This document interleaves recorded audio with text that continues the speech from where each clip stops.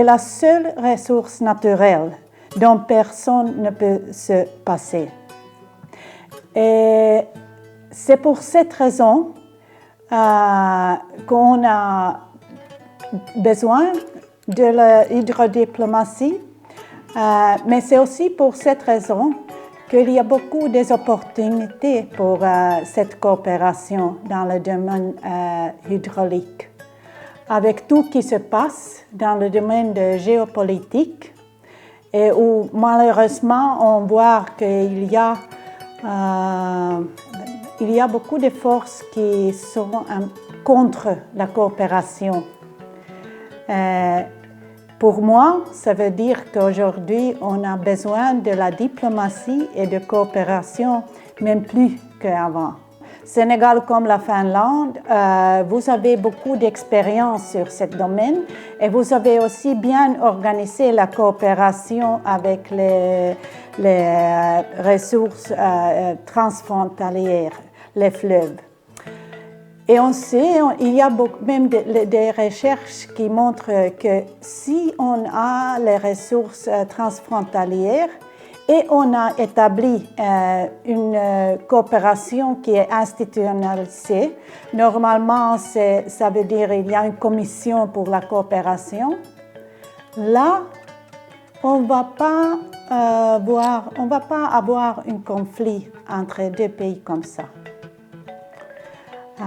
C'est bien intéressant, je trouve. Et pour cette raison, parce qu'il y a beaucoup de coopération entre les différents pays africains, mais il y a aussi pas mal de cas où on n'a pas vraiment établi une structure, un cadre institutionnel pour cette coopération. Et probablement, c'est là où je trouve qu'on pourra faire pas mal de choses. Et un pays comme le Sénégal pourra être un peu un champion. Et en fait, le Sénégal est déjà un champion. Dans le moment-là, le Sénégal est le président pour cette coopération entre les ministres responsables pour les questions hydrauliques dans tous les pays africains. La Finlande, pendant les dernières 5 ou plus que 5 ans, on a une stratégie pour la coopération internationale dans l'eau. Il s'appelle Finnish Waterway. Il y a 5 ministères qui ont écrit cette stratégie ensemble. Donc ça couvre les différents aspects de l'eau. De l'eau et sanitation, l'eau et coopération internationale, l'eau et environnement, changement du climat, mais aussi l'eau et les opportunités et le rôle du secteur privé. En tout cas, dans cette stratégie, on a 3 priorités. Atténuer et résoudre les tensions liées à l'eau. Et nous y parvenons en combinant des outils diplomatiques, une expertise hydrique et des mécanismes de coopération à travers plusieurs niveaux de diplomatie. Et on a travaillé longtemps pour avoir cette formulation, pour vraiment de quoi est-ce qu'on parle. Parce qu'au début, on avait eu beaucoup de collègues hydrodiplomatie, mais c'est quoi ça? Vous avez demandé les exemples dans le continent africain. Dans les situations qui sont très compliquées, je crois que probablement c'est aussi limité de quoi on peut parler. Mais je sais qu'il y a tout le temps les efforts pour parler aussi sur les questions qui sont les plus pertinentes et difficiles. Le cas de prévention est toujours très difficile parce que comment est-ce qu'on peut dire que c'est cette raison qu'on n'a pas eu un conflit? Mais si on prend un exemple tout à côté, quand on m'a dit que, quand j'ai eu cette information qu'il existe cette OMVS pour la coopération de fleuve Sénégal, entre Sénégal, Mauritanie, Mali et Guinée, n'est-ce pas? Et j'ai demandé, ok, mais ça, il y a quelques années, j'ai demandé, mais maintenant, avec la situation dans les pays sahéliens et tout ce qui se passe en Mali, on m'a dit, mais ça n'a rien à faire, ça marche tout le temps, sans interruption. Moi, je trouvais que c'était impressionnant. Et ça, c'est un exemple concret de l'importance de l'eau, mais aussi que comme ça peut donner des opportunités. Je trouve que vous avez bien identifié les domaines stratégiques dans cette grande sphère. Et je dirais que la Finlande a un trait dans tous les cas. Si on commence avec la gouvernance de l'eau, comme j'ai dit que ça c'est un domaine où on a déjà travaillé, par exemple entre la Finlande et le Sénégal, on a fait une publication pour sharing best practices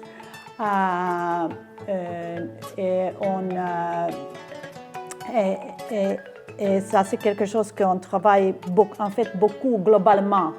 Il y a 2 conventions sur les ressources transfrontalières.